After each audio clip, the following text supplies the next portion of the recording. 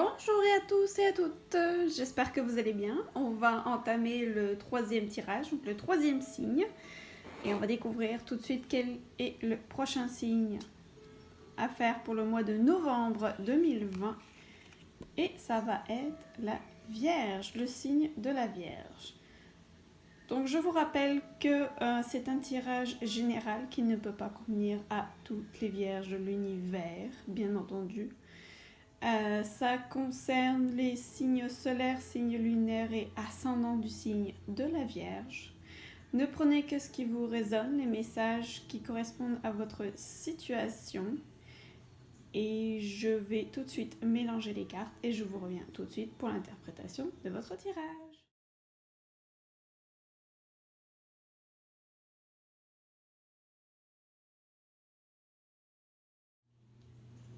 Et bien nous revoici, voici le tirage de fées pour nos amis de la Vierge pour le mois de novembre 2020. Donc signe solaire, signe lunaire et ascendant.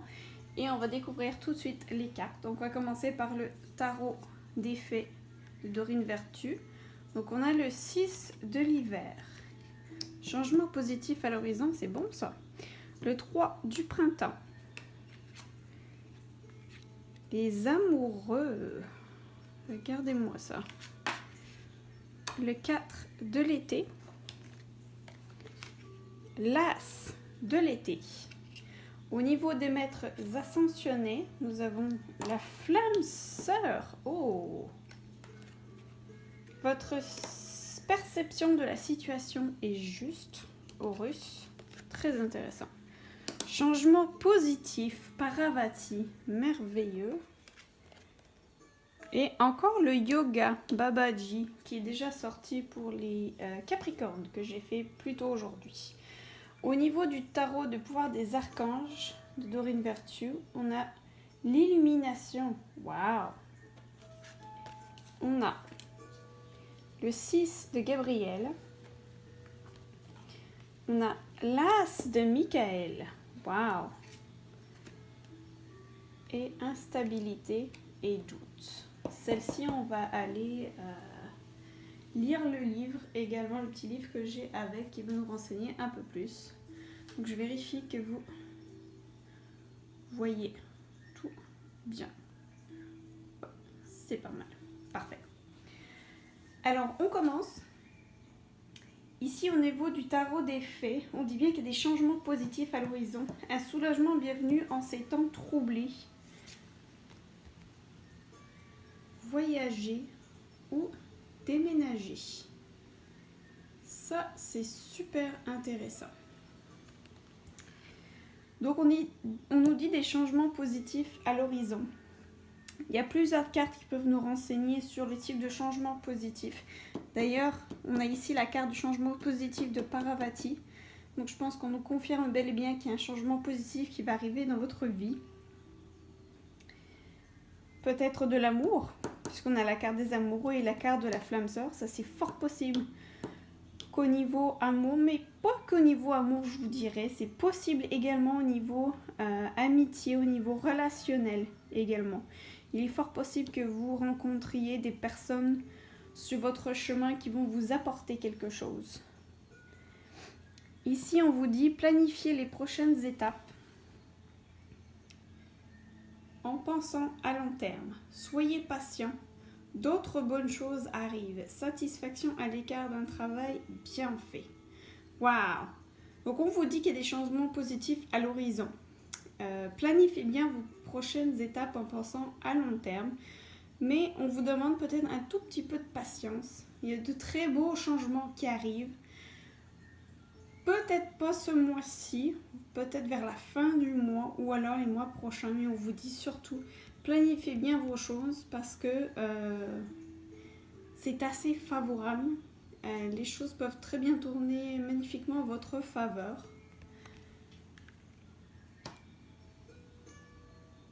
Oui, et ici on nous dit d'ailleurs, je suis en train de relire, choix qui viennent du cœur aussi. Tiens, je vais vous la montrer, la carte des amoureux. Que vous voyez bien. Voilà. Puis on a la carte 6. Le chiffre 6, ça indique bien la famille, le foyer, l'amour inconditionnel. Donc il est fort possible que les changements positifs soient effectivement au sein soit du foyer ou de l'amour. Très très belle carte. Mais ça peut être aussi des changements qui viennent du cœur. Les changements positifs qui sont ici sont bien... c'est fort probable que ce soit un choix qui vienne du cœur, que vous choisissiez votre cœur plutôt que votre mental, ce qui est parfaitement en cohérence d'ailleurs. Le yoga peut très bien vous aider à méditer, à garder la paix, à planifier correctement les prochaines étapes, parce qu'en taisant son mental et en laissant parler son cœur, forcément on arrive à des changements positifs qui nous plaisent, qui sont en accord avec notre moi profond. Celle-ci, la 4 de l'été, nous dit être distrait et ne pas avoir une occasion magique. Tenir quelqu'un ou quelque chose pour acquis, insatisfaction à l'égard de la vie. Ça, c'est fort probable que vous ayez été insatisfait à l'égard de la vie dans le passé. On vous a dit qu'à cause de distraction, vous avez peut-être manqué certaines occasions. Ça, c'est fort possible. Maintenant, on vous dit bien que ça, c'est vraiment du passé, parce qu'il y a toutes des choses qui sont littéralement en train de changer pour vous, des occasions qui vont arriver. L'as de l'été, ici.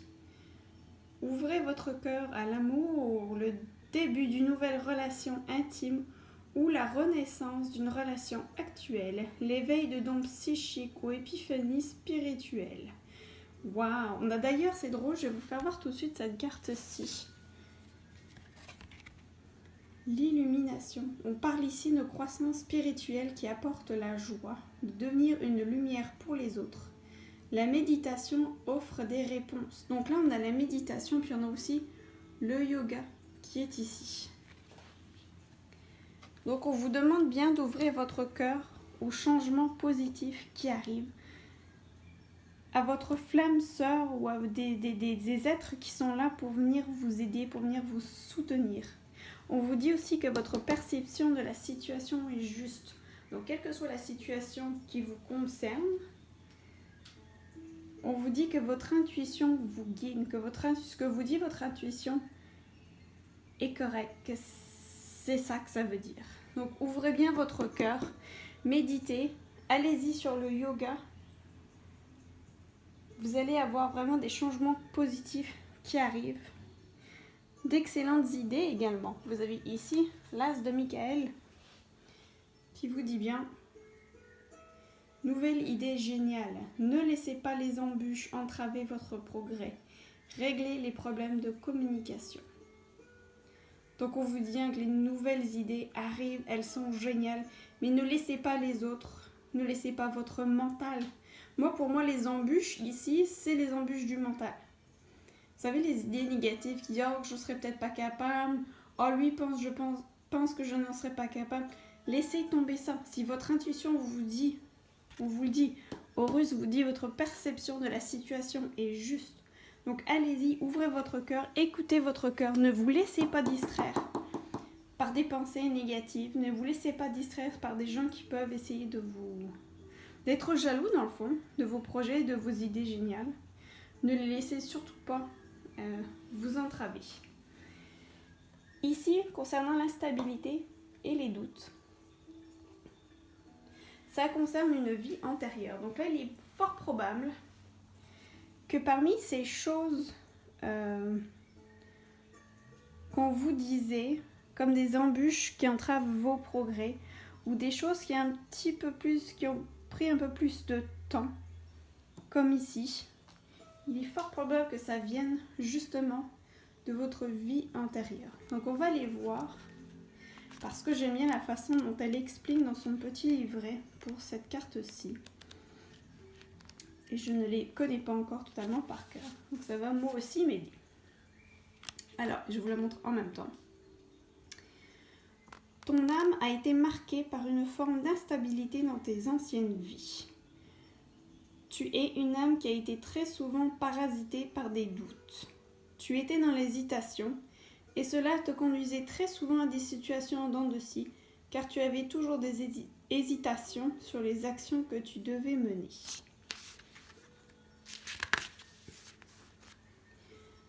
Ces doutes sont encore présents en toi, et cela peut constituer un frein dans ta connexion avec toi-même et tes relations avec les autres.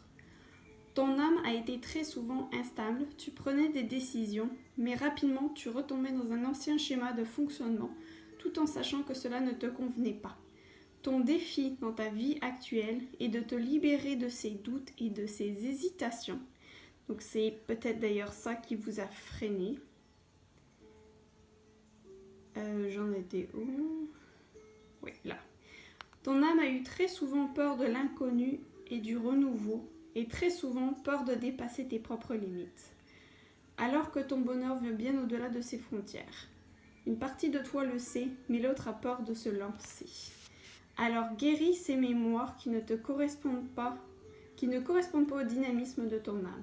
Tu as envie d'un nouveau souffle. Ton âme cherche à vivre des choses d'une façon intense. Mais pour cela, il faut que tu sois dans une nouvelle énergie de stabilité et que tu nourrisses la confiance en toi. Il faut que tu sois dans une authentique affirmation de toi-même. Et surtout, il faut que tu entretiennes un doute raisonnable qui te permet de te remettre en question d'une manière constructive et pas dans le doute paralysant qui nourrit ton mental et te donne des visualisations pessimistes qui ne représentent pas ton présent et ton avenir. Voilà, très belle explication. Donc peut-être que ça ne correspond pas non plus à tous mes amis du signe de la Vierge. Mais ça explique, je pense, en partie beaucoup certains blocages que vous avez pu avoir. Mais on vous dit bien de ne plus vous laisser distraire par ce mental. On revient encore à ce mental. Hein. Laissez faire ce mental-là. Ouvrez votre cœur. Laissez la méditation, laissez le yoga vous aider à vous décharger vraiment de tout ça. On vous dit que votre perception de la situation est juste quand on écoute son cœur. Vous avez un changement positif qui vient à l'horizon, quelque chose que vous allez aimer, qui est vraiment au diapason de ce qui est dans votre cœur. Et on vous dit que la croissance spirituelle est là. Et on vous félicite également. Vos guides tiennent à vous féliciter de votre travail. Vous avez énormément travaillé sur vous. Continuez d'écarter ce mental. Continuez à travailler sur cette blessure des vies antérieures. Vous avez définitivement de nouvelles idées qui arrivent, de nouvelles superbes rencontres qui arrivent. Et là, on vous dit qu'il est temps de passer à un nouveau projet. Un projet définitivement de cœur. Récompenses, bourses et promotions vont arriver. Et la croissance spirituelle qui est à la clé également. Bah dis donc mes amis de la Vierge, moi je pense que c'est un tirage qui est vraiment pas mal du tout. Hein. J'aimerais terminer avec vous avec ici une carte.